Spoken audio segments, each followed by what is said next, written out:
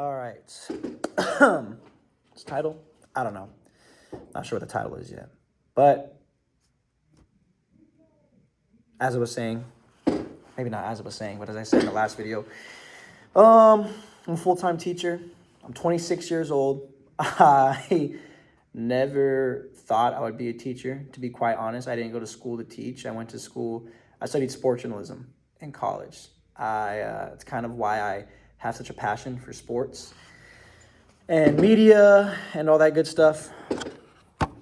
Again, I'm traumatized because that one time I wasn't recording for like 20 minutes and I didn't realize until the end. So now I'm just like checking every time just to be safe. But anyways, I went to school of sports journalism. I went to ASU, Walter Cronkite School of Journalism and Communication. Go Devils. But before that, I also went to University of North Texas and studied sports media. No, it was media arts. Media arts? I forget the name of the major. Yeah, go Mean Green. Forget the name of the major, but I was at University of North Texas for like 3 semesters there. So go Mean Green. But yeah, didn't really expect to be here in the position I'm at now. In a classroom, I have a co-teacher, a partner in crime, I guess you can say. And there's 2 teachers in this classroom. So I'll give you a little, this is my desk. It's a little scattered and messy. Obviously the chairs. This is her desk. Her name is Vanessa. She's great. Her husband painted these, which are sick, right? You got Familia over here. And she's from Hawaii. She's Hawaiian. So that one says Ohana. Ohana means family. And family never gets left behind. So it's just me right now, which is why I'm vlogging until she gets back, because we have lunches. We're having lunches with some students. It's part of the job. I love it. I work for a nonprofit. It's called Elevate Phoenix. I guess a little testimony about that was, before I was working here, I was a full-time videographer. Like, I graduated from college, from ASU in 2020. And in the middle of the pandemic, there were no sports going on because everything was shut down, obviously. Didn't get to walk across the stage, nothing like that. Everything was shut down because of COVID. And I got a little bit of time. Everything was shut down because of COVID. So I didn't really have anything going on. No job lined up, nothing. And long story short, I started working with a local influencer. And I kind of got my, that's how I got into,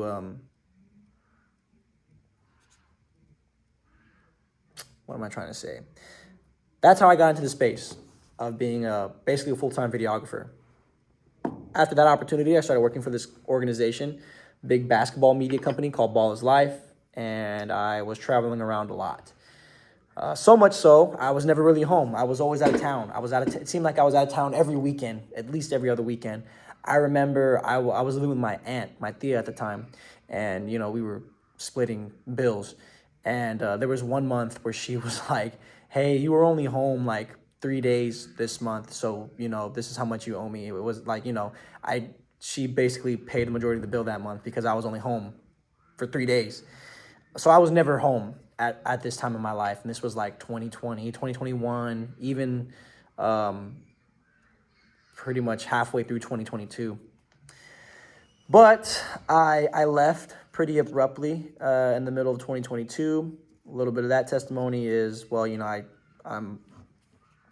like to say I like to think of myself as a believer. I am a believer. I believe in the Lord Jesus Christ, and I'm really taking my relationship with God seriously at this time in my life. I hadn't been pretty much the majority of, my adolescence and even young adulthood. I wasn't taking my faith seriously. And so I started, I gave my life to the Lord at the end of 2020. And I started kind of having my own faith walk, my own faith journey with the Lord. And basically the place of work that I was at it became clear to me it wasn't really bringing me closer to God. It was bringing me challenges, and it was testing my faith for sure. But the environment that I was putting myself in pretty regularly just wasn't helping with my spiritual growth. You know, I was around people who didn't share the same beliefs or ideals or ideologies as me, or even had the same faith as me. And I was just kind of putting myself in an environment where I didn't feel like I could grow closer to the Lord, closer to Jesus. And so I made the decision to just leave. And I didn't have a backup plan. I left. I moved out of my old house. Like, I made a lot of changes in that season. That was, I want to say, summer of 2022. So I moved out of the house, moved into a bigger house with like a bunch of guys that I went to church with. Quit my job, didn't have a backup plan. So I started to try and make my own business at the beginning of 2023. I was like, you know what? I've been pretty good. I learned a lot working with Baller's Life. I learned a lot about social media, about content creation, about video recording, editing, like just social media management, that kind of stuff. A lot about building a community online. I was like, I can do this. I know enough. I can run my own business. I can put myself out there. So I tried that.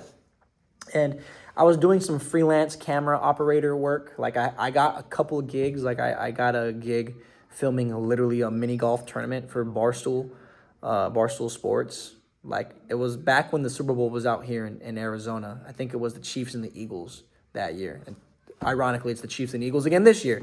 So that's funny. So yeah, I was getting freelance gigs, and I was making enough money to get by, like, the first few months of 2023. I'd say, like, January, February, March, I was making enough per month to where I was like, yeah, I can live off of this. And then April comes around. April, May, June, I don't have any work. No work coming in. A drought, if you will. And at this time, I was also kind of getting mentored by a mutual friend of mine. It was my brother-in-law put me in touch with somebody who I consider my mentor now. He's actually my pastor now at the church I go to. And we just met up for lunch a few times. He has this like discussion group that he hosts at a local high school that I would go to and visit. And, one day I'm helping him out at one of these groups, and it's the end of the school year, and I'm helping him clean out his classroom. And he's like, hey, bro, how's it been going with, like, work? Sorry, I thought somebody was coming. Okay, never mind. Anyways, he's like, hey, man, how's it been going? How's life going? And I was like, honestly, I'm struggling right now financially. Time is much time I have. I was like, I'm struggling right now financially. And I was like, yeah, I don't have any work coming in. Like, work's been really slow. I'm kind of like in a drought, I guess you can say. Just gonna give me a little heads up. Yeah, I'm in a drought. Work's kind of slow. I'm not making a whole lot of money. At this time, I was like, needing a lot of help from my parents to help pay for bills and groceries and stuff, which I've never had to do before. And for the first time in my adult life, I had to ask my mom and dad for like help out with some stuff that I couldn't afford. And he was like, hey man, there is this job opening at this company. It's called Elevate Phoenix, which is Elevate, look at that, where I work for now. And he had worked with Elevate for like years, and he was just hyping him up. He was like, yeah man, it's like they're looking for a teacher mentor at this high school. There's a current job positioning. You would work with students. You'd be put on salary, so you'd be making a lot more money than you're making right now. He's like, is that something that interests you? And I was like, bro, at this point, like, yeah, I'll take what I can get, because whatever I'm trying to do is not working, or it's not working the way I thought it was, right? So I ended up taking the interview. He puts me in touch with the right people. I go through the interview process. It's like a month-long interview process, by the way. So it was pretty in-depth, very in-depth, and it was, it was a long interview process. But by the end of it, I knew that it was what the Lord wanted me to do. For those of you who may be watching this that may not have a relationship with the Lord, or don't know what it looks like to walk with the Lord and with Jesus and have the Holy Spirit moving you along, that might sound a little strange, or it might sound foreign, but in the Bible, Jesus talks about, picking up your cross and following me every day.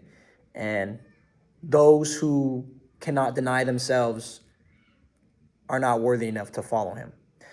So there's a lot of sacrifice of your own desires, I guess. And I don't want to paint that in a negative light. I'm not saying like in order to be a follower of Jesus, you have to give up everything you want. But on the other hand, Jesus has asked that from people. Like if you go back in the Bible, he'll tell the rich man to sell all of his belongings and to follow him, and the rich man couldn't do it because he had a lot of possessions, and he refused to give it up, and he was grieved because of it. So there are moments and there are times where Jesus does tell us to give up everything, and in fact, he does tell us to give up our life. He, like, once you give your life to the Lord, it's like my life is no longer my own.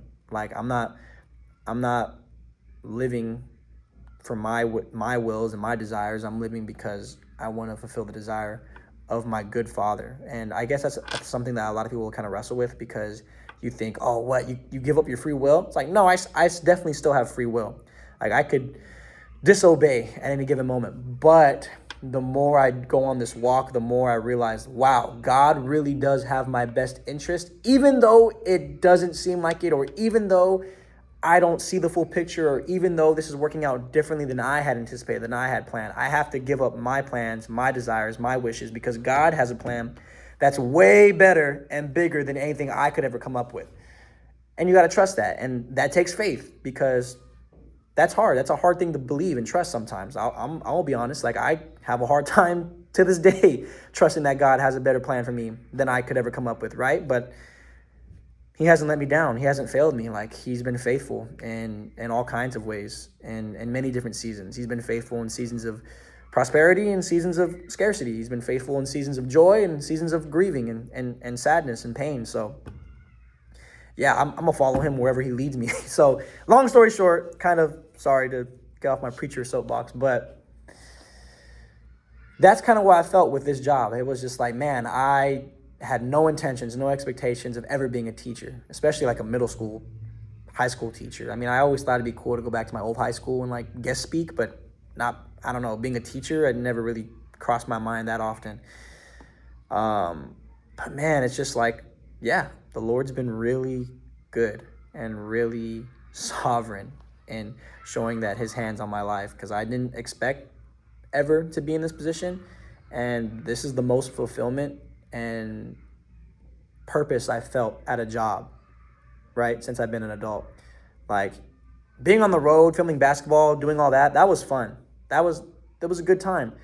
But I just remember so much unrest and uneasiness and wrestling. Like I didn't have much peace at that job. But this job, I can, the days are hard. Students are hard, right? There's a whole lot of, I work for a nonprofit, I don't work for a school district. So there's a lot of other extracurricular stuff that a normal, I guess you can say, teacher doesn't have to worry about. But I've never had more peace at a place of work, and I've never had more peace with coworkers than I do right now at this job. And it's nothing short of a blessing for sure. So that's kind of a little background of how I got to where I'm at now. That's not the full story. There's obviously, I'm not giving out all the details, but that's kind of like my life, my experience up until this point. I enjoy it. I feel like I got a very clear word from the Lord that I'm going to be here for a while, for a good amount of years. Not decades, but years for sure. And I could break that down maybe in another time and kind of give the story of why I feel like the Lord told me I need to be here for, I'd say 5 to 7 years. This is year 2. So yeah, that's kind of it. Working with students is a blast. Some days they hate you, some days they love you. Some days it's both at the same time. But it's fun. I enjoy it. And I still get to do some cool videography stuff on the side, like going to Suns games, as you guys might have saw in the last video. I don't know if you watched it, but it's there. Oh yeah, subscribe. I'm only saying that because I want to see if the button lights up. I know that's kind of corny, goofy, but subscribe if you haven't already. And if the button didn't light up while you're watching this on YouTube, then, my bad. But I think that's all I got for right now. Getting ready soon to go pick up lunch, to have lunch with a student, because that's what we do. I'm a teacher mentor, so I teach and I mentor, come alongside them outside of class. So that's a lot of fun. So I'm gonna go get ready for that now. So peace.